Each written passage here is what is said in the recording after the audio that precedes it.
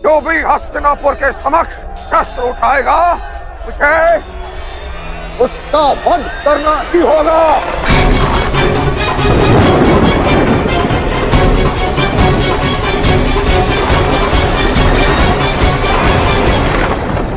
आप यथार्थ कह रहे हैं महामहिम। इस युद्ध में आपके सामर्थ्य का प्रदर्शन नहीं हो रहा, अपितु आपकी निर्बलता का प्रदर्शन हो रहा है। यदि आप वास्तव में समर्थ होते तो अपने पौत्र और प्रपौत्रों के प्राण लेने के स्थान पर अपने प्राणों का त्याग कर देते।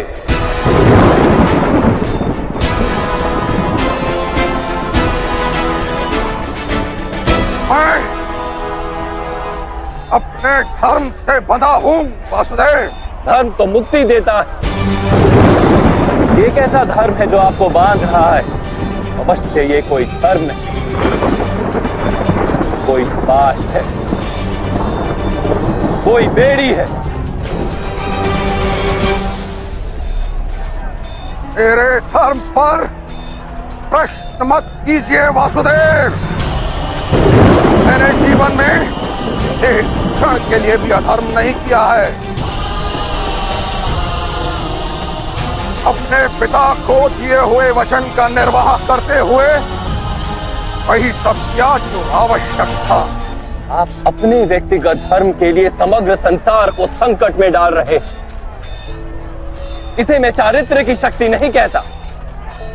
चारित्र्य तो वो होता है जो प्रति क्षण दूसरों के कल्याण का विचार करता है।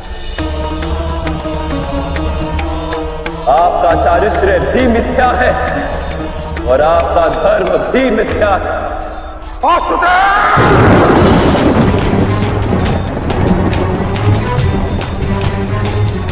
आप मर्यादा भंग कर रहे हैं।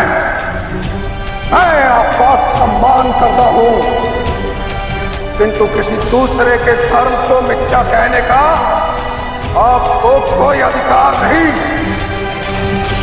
मेरा धर्म सत्य है और इसीलिए मुझे कोई पराजित नहीं कर सकता। कोई नहीं। मैं आपको पराजित कर सकता हूं।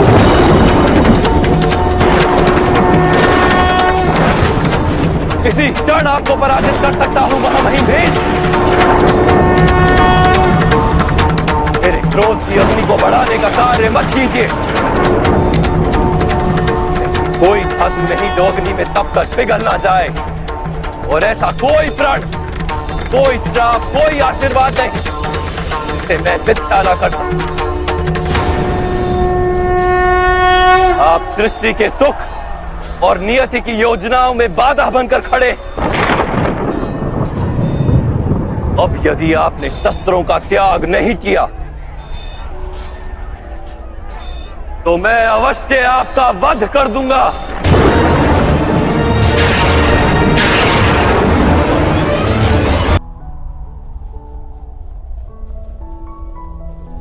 मेरा तीर आप तक क्यों नहीं पहुंच रहा वासुदेव?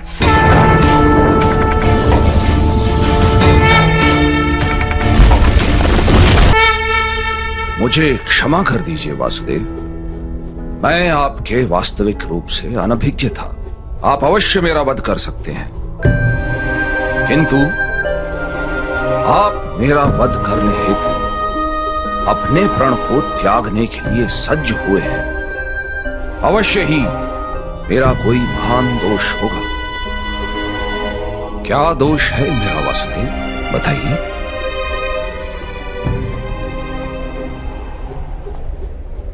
अज्ञान आपका दोष है महामहिम। आपने धर्म के वास्तविक रूप को जानने का तो कभी प्रयास ही नहीं किया। करुणा के छत्र तले जब तक समग्र संसार समा नहीं जाता, तब तक समाज में धर्म अधूरा रहता है।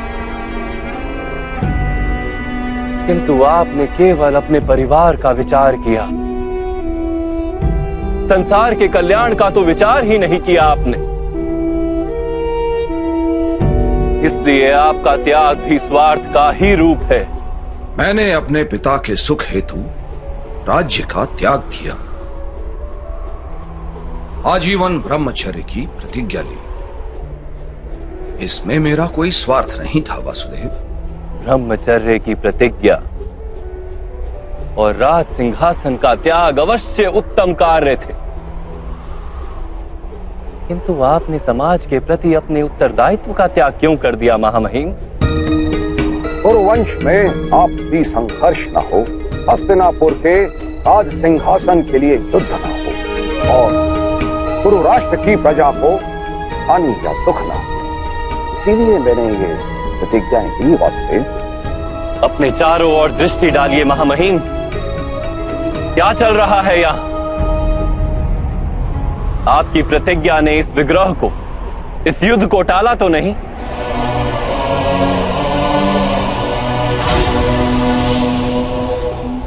विचार कीजिए महामहिम, आपने अपनी प्रतिज्ञा को धर्म माना।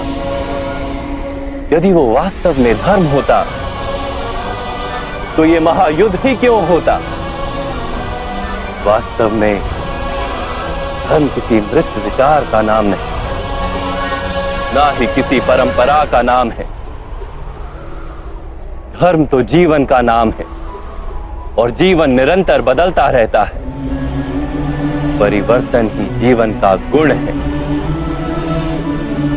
और परिवर्तन हेतु मनुष्य को कर्म करना पड़ता है, और आपने कर्म का ही त्याग कर दिया महामहिम। किंतु मैंने तो जीवन के प्रत्येक पग पर उचित कर्म किए हैं वासुदेव। नहीं महामहिम,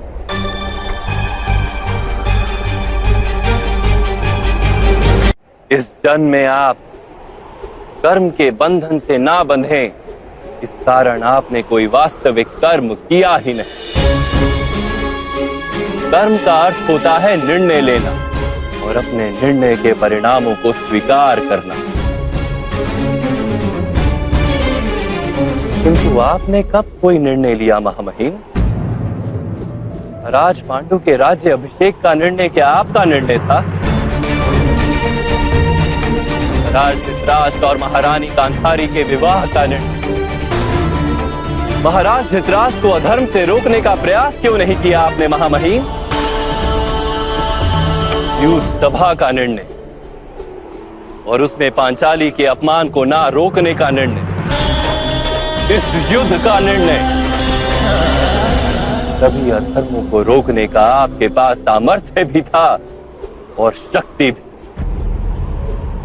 किंतु आप निर्णय नहीं ले सके महामहिम।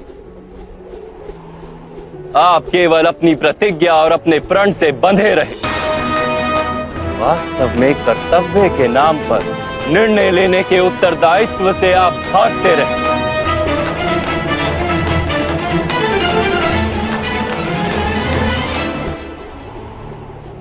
क्या निर्णय लेने से ही बंधन नहीं बनते वासुदेव?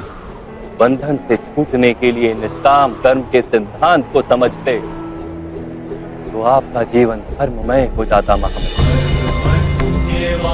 बंधन से छूटने के लिए आपने कर्म का त्याग क्यों किया? कर्म के फल का त्याग करते,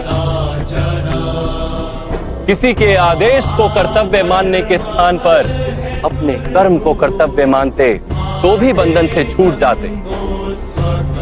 बहुत समय पूर्व आपने प्रतिज्ञा ली, क्या उस समय आप सारा भविष्य जानते थे? परिस्थितियां बदल गई महामहिम, समय में परिवर्तन आ गया, किंतु आपने अपनी प्रतिज्ञा नहीं तोड़ी और ना ही किसी परिवर्तन को स्वीकार किया। उसी का परिणाम है कि आज ये युद्ध हो रहा है। तो क्या प्रतिज्ञा का कोई मूल नहीं? अवश्य, जिस प्रतिज्ञा से सारे समाज को लाभ, उसका मूल्य अवश्य। किंतु जिस क्षण मनुष्य की प्रतिज्ञा, उसका निर्णय सारे समाज को हानि पहुंचाने लगे, उसी क्षण उस प्रतिज्ञा को तोड़ना अनिवार्य हो जाता है महामहिम।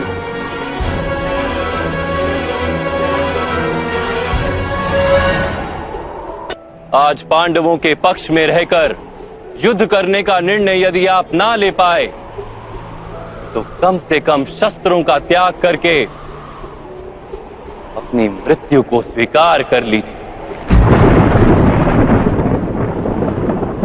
मैं स्वीकार करता हूं वासुदेव। यदि आपका दिया हुआ ज्ञान मुझे जीवन काल में प्राप्त होता तो इतने अन्याय नहीं होते, किंतु जीवन में ना सही, मृत्यु में आपका दिया हुआ ज्ञान अवश्य उपयोगी होगा।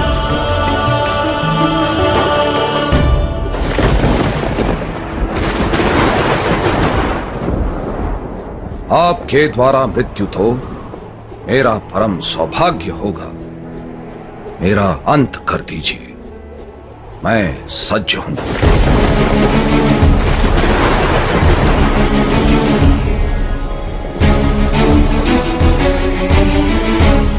जैसी आपकी इच्छा महामहिम। नहीं माधव, आपने युद्ध न करने का प्रण लिया।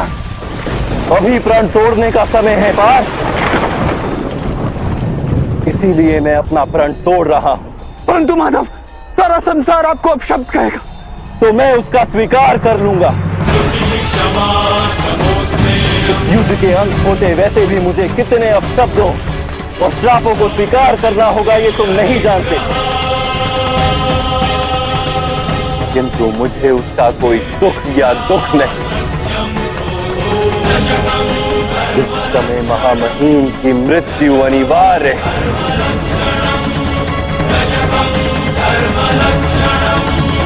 नहीं माधव, मुझे एक अवसर दीजिए।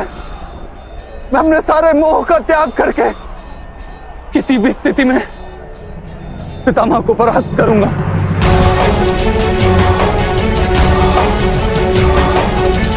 तो मेरे कारण माधव, आप अपने मस्तक पे इतना बड़ा लांछन मत लीजिए। यदि मेरे कारण ऐसा हो तो उसी क्षण मेरी देह से मेरे प्राण निकल जाएंगे। माधव, मुझे एक अवसर दीजिए, मेरी विनती स्वीकार कीजिए।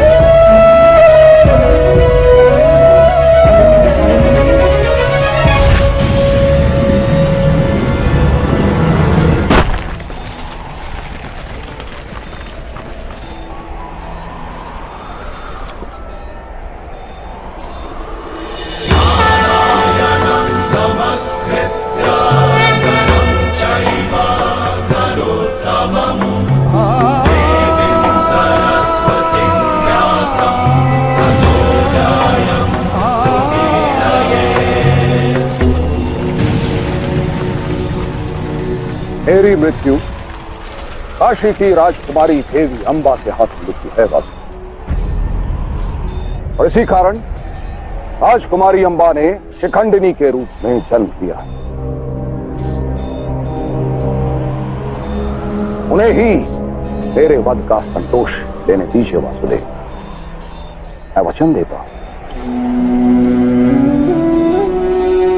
मैं वचन देता हूं वासुदेव, मैं उनकी प्रतीक्षा करूंगा।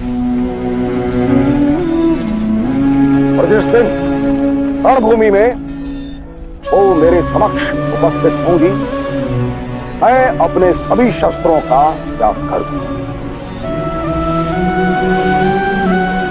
तब तक मैं हस्तिनापुर के सैनिकों का रक्षण अवश्य करूंगा, किंतु आपके किसी भी सैनिक की मृत्यु मेरे हाथों से नहीं। ये ना मेरा कर्तव्य है और ना ही किसी का आदेश। ये मेरा निर्णय है।